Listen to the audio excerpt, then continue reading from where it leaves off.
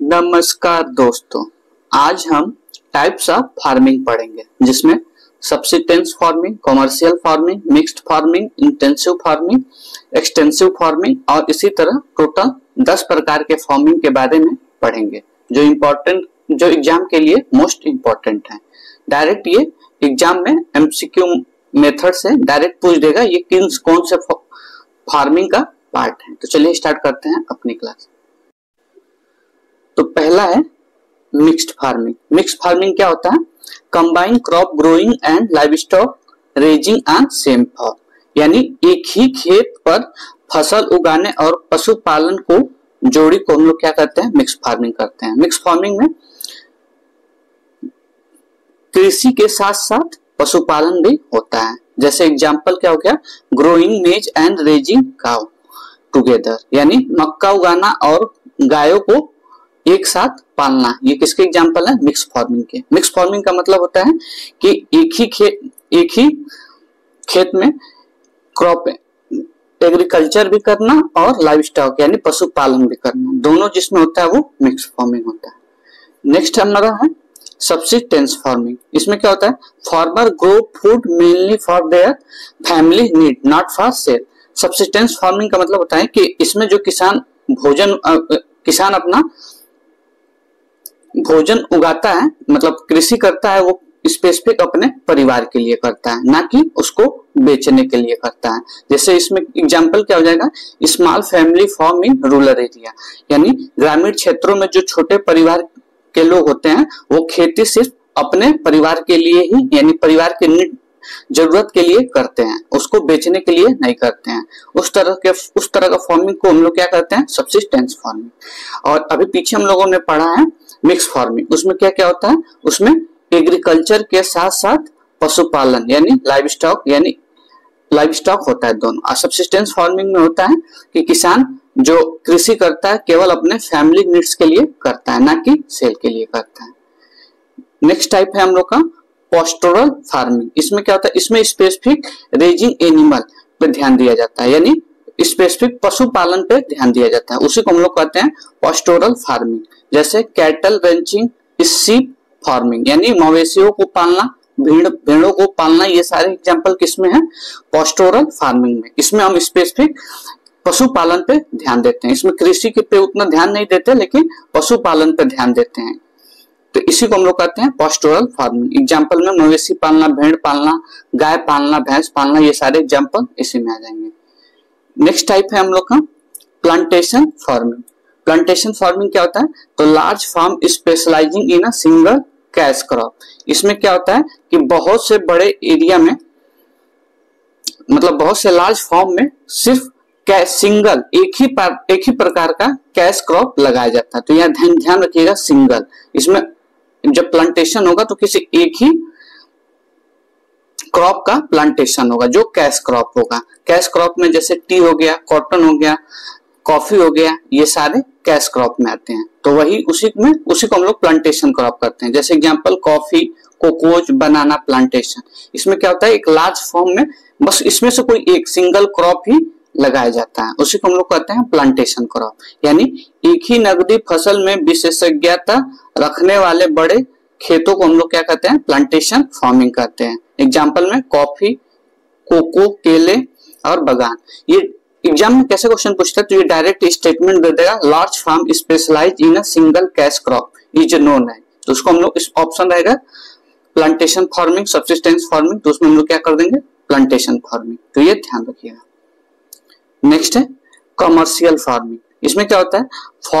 Farming primarily for sale and profit, often large scale and highly mechanise. इस commercial farming का मतलब ये होता है, इसमें जो एग्रीकल्चर किया जाता है वो उसका स्पेसिफिक पर्पस ही होता है सेल और प्रॉफिट के लिए। जबकि हम लोग सब्सिस्टेंस फार्मिंग में क्या देखे थे कि उसमें जो एग्रीकल्चर होता है वो केवल फैमिली नीड के लिए होता है, जबकि कमर्शियल में जो एग्रीकल्चर होता है वो स्पेसिफिक बेचने के लिए और प्रॉफिट कमाने के लिए कमर्शियल फार्मिंग में होता है। जैसे शुगर कैन और tea plantation, sugar cane plantation और टी प्लांटेशन, ये सारे कमर्शियल फार्मिंग के एग्जांपल है। इसमें क्या है? मुख्य रूप से बिक्री और लाभ के लिए खेती की जाती है, यानी जिस के लिए कृषि की जाती है वो बेचने के लिए की जाती है। जैसे मान लीजिए हम शुगर कैन अगर खेत में ग्रो कर रहे हैं तो उसको बेचने के लिए ही ये बेचने के लिए हम स्पेसिफिक ग्रो कर रहे हैं तो उसको कमर्शियल फार्मिंग में कर देंगे। ठीक है, तो दो अंतर ध्यान रखिएगा। कमर्शियल फार्मिंग में जो एग्रीकल्चर होता है वो स्पेसिफिक सेल और प्रॉफिट के लिए होता है, और सब्सिस्टेंस फार्मिंग में जो हम लोग पढ़े थे उसमें क्या होता है, उसमें जो किसान होते हैं वो केवल अपने फैमिली नीड के लिए खेती करते हैं, बेचने के लिए खेती नहीं करते हैं। कमर्शियल फार्मिंग में किसान जो है बेचने के लिए खेती करते हैं, सब्सिस्टेंस फार्मिंग में फैमिली नीड के लिए कृषि करते हैं। तो ये ध्यान रखिएगा, ये डायरेक्ट स्टेटमेंट से ही क्वेश्चन पूछता है। नेक्स्ट टाइप का फार्मिंग है एरेबल फार्मिंग। इसमें क्या होता है, इसमें हम स्पेसिफिक ग्रोइंग ऑफ क्रॉप में फोकस करते हैं, इसमें एनिमल में फोकस नहीं करते हैं। तो इसमें क्या हो गया, केवल फसल उगाने पर हम लोग अपना ध्यान केंद्रित करते हैं, जैसे वीट हो गया, राइस हो गया, मेज हो गया, फार्मिंग हो गया। तो ये ध्यान रखिएगा, इसको क्या बोलते हैं, एरेबल फार्मिंग होता है। इससे पहले हम लोगों ने पीछे एक और फार्मिंग पढ़ी थी, कौन सी फार्मिंग, तो पोस्टोरल फार्मिंग। पोस्टोरल फार्मिंग में था एनिमल के लिए स्पेसिफिक ध्यान रखते हैं, और एरेबल फार्मिंग में हम लोगों ने क्या पढ़ा है, स्पेसिफिक क्रॉप के लिए। तो ये ध्यान रखिएगा, क्या था वो, पोस्टोरल फार्मिंग में हम लोग एनिमल पर फोकस करते हैं और एरेबल फार्मिंग में हम लोग क्रॉप पर फोकस करते हैं। तो ये डायरेक्ट एग्जाम में इसके अंतर में पूछ देगा in which farming only we focus for crop, तो वो होता है एरेबल फार्मिंग। अब वही पूछेगा in which farming we focus only for crop की जगह एनिमल दे दे तो वो हो जाएगा पोस्टोरल फार्मिंग हो जाएगा। तो ध्यान रखिएगा, इसके एग्जाम्पल क्या हो गए, गेहूं की खेती, मक्के की खेती या चावल की खेती या अदर तरह के हो जाएंगे। ये सारे क्या हो गए, फार्मिंग, अरेबल फार्मिंग के एग्जाम्पल हो गए। नेक्स्ट फार्मिंग है शिफ्टिंग कल्टीवेशन। इसमें क्या होता है, farmer clear a plant form it for a few year then move to a new area when soil fertile drop.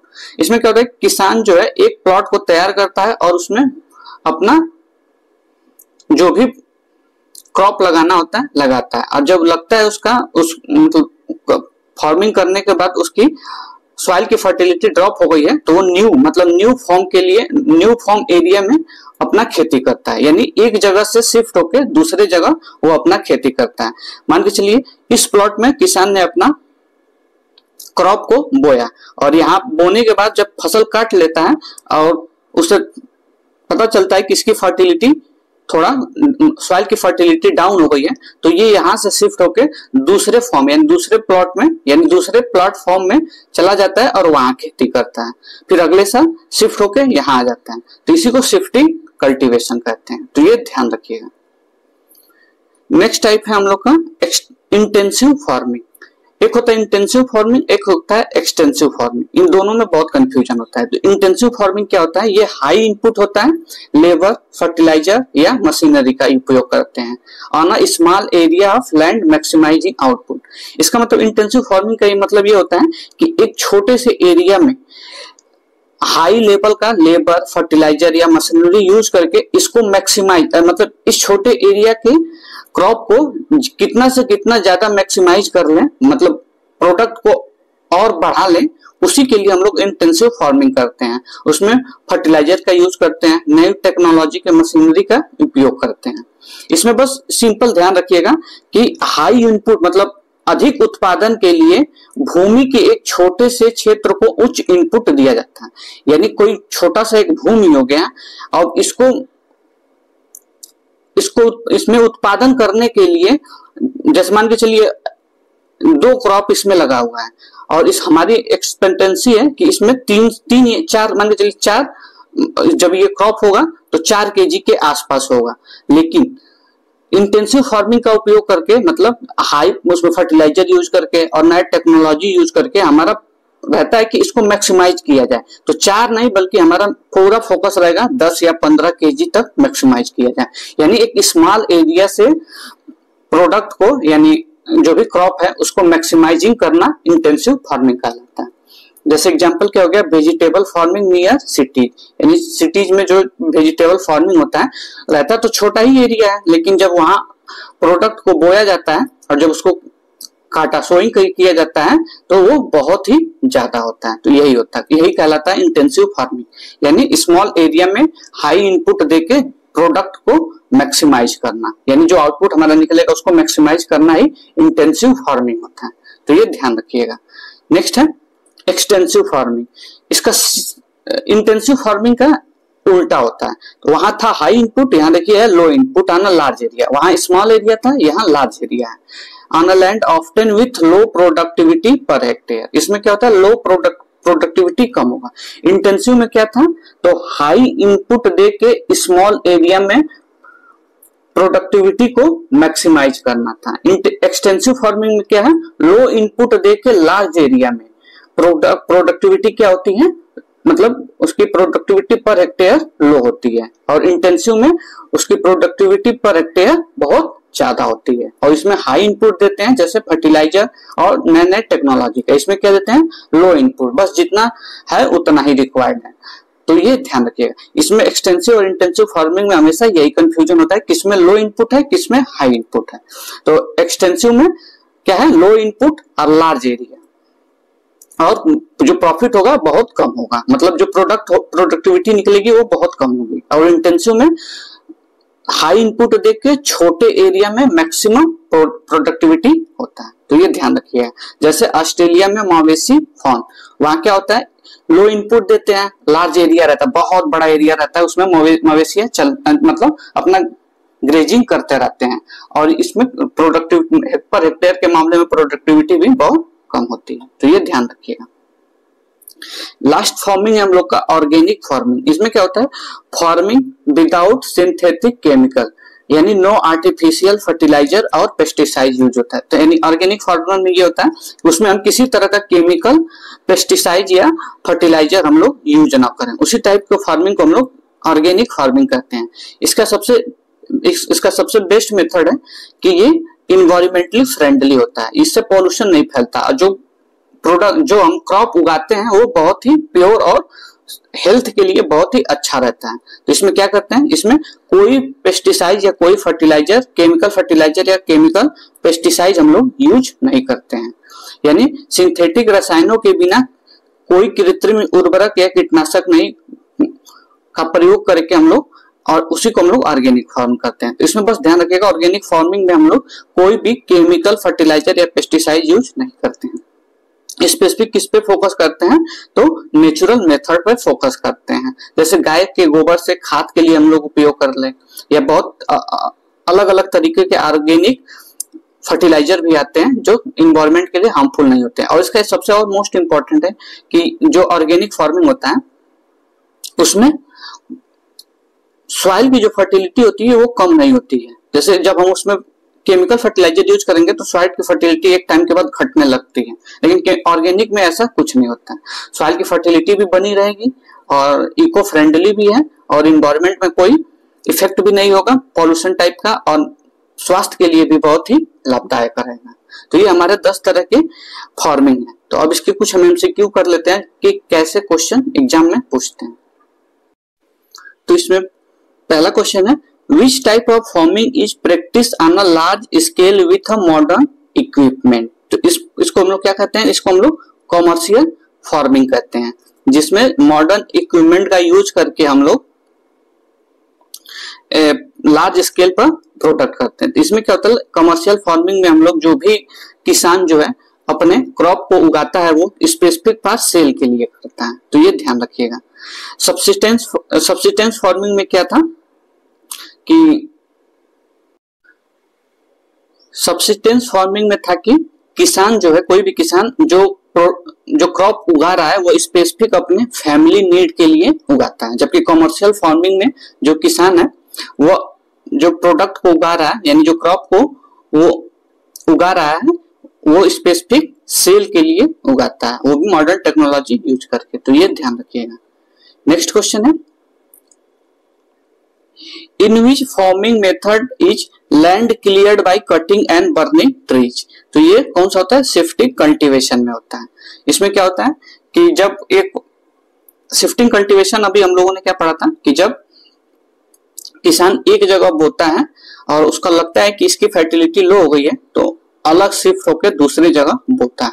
उसमें क्या करता है कि इस जो भी इसमें रेसिड्यू निकलते हैं उसको कट करके या जला करके खत्म करता है। तो ये ध्यान रखिएगा। इंटेंसिव फार्मिंग में क्या था, तो इंटेंसिव फार्मिंग में भी हम लोगों ने बहुत अच्छे से पढ़ा कि हाई इनपुट देकर एक स्मॉल एरिया में मैक्सिमम प्रोडक्शन को मैक्सिमाइज करना इंटेंसिव फार्मिंग था। और एक्सटेंसिव फार्मिंग था लो इनपुट दे के लार्ज एरिया में क्या होता है, जो प्रोडक्टिविटी होती है वो लो होती है। तो ये ध्यान रखिएगा।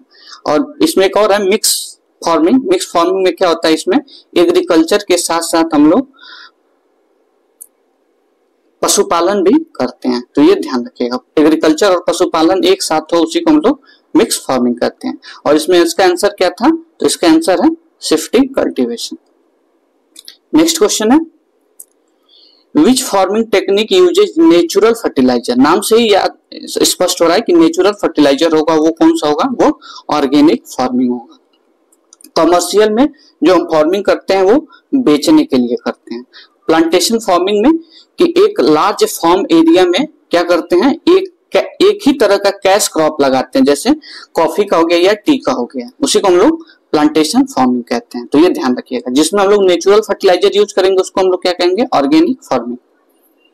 नेक्स्ट क्वेश्चन है growing of different crop together on a same land is called mix cropping. तो ये ध्यान रखिएगा। कभी इसमें मिक्स क्रॉपिंग दिया जाता है और कभी कभी, जबकि इसका मिक्स क्रॉपिंग नहीं होना चाहिए, इसका क्या होना चाहिए, growing of different crop together in same field. तो ये इसका एग्जांपल स्पेसिफिक, तो ये किसका एग्जांपल है, तो ये सही दिया है कि growing of different crop together on a same land. इसमें एक और पूछता है इसमें पैटर्न कैसा रहना चाहिए, तो कोई जरूरी नहीं है कि डिफिनिट पैटर्न हो, बिना डिफिनिट पैटर्न के भी हम लोग उगा सकते हैं। एक और आता है इसी में इंटरक्रॉपिंग आता है। इंटरक्रॉपिंग में क्या करते हैं, इसमें भी दो या दो से अधिक क्रॉप को हम लोग उगाते हैं, लेकिन उसमें क्या होना चाहिए, उसमें डिफिनिट पैटर्न होना चाहिए। सेम फील्ड में ही उगाते हैं लेकिन डिफिनिट पैटर्न होना चाहिए इंटरक्रॉपिंग में। और मिक्स क्रॉपिंग में कोई जरूरी नहीं है कि वो डेफिनिट पैटर्न हो। तो ये दोनों ध्यान रखिएगा। और जो मिक्स फार्मिंग होता है, ध्यान रखिएगा, यहाँ क्रॉपिंग है, क्रॉपिंग में मतलब क्रॉप ही उगेगा, crop together and same field. लेकिन मिक्स फार्मिंग अगर देते हैं तो वहां एग्रीकल्चर के साथ साथ पशुपालन भी होगा। एक बार और इसको अच्छे से समझा देते हैं। अगर लिखे growing of different crop together on same field without definite pattern, तो इसको हम लोग क्या कहते हैं, इसको हम लोग मिक्स क्रॉपिंग कहते हैं।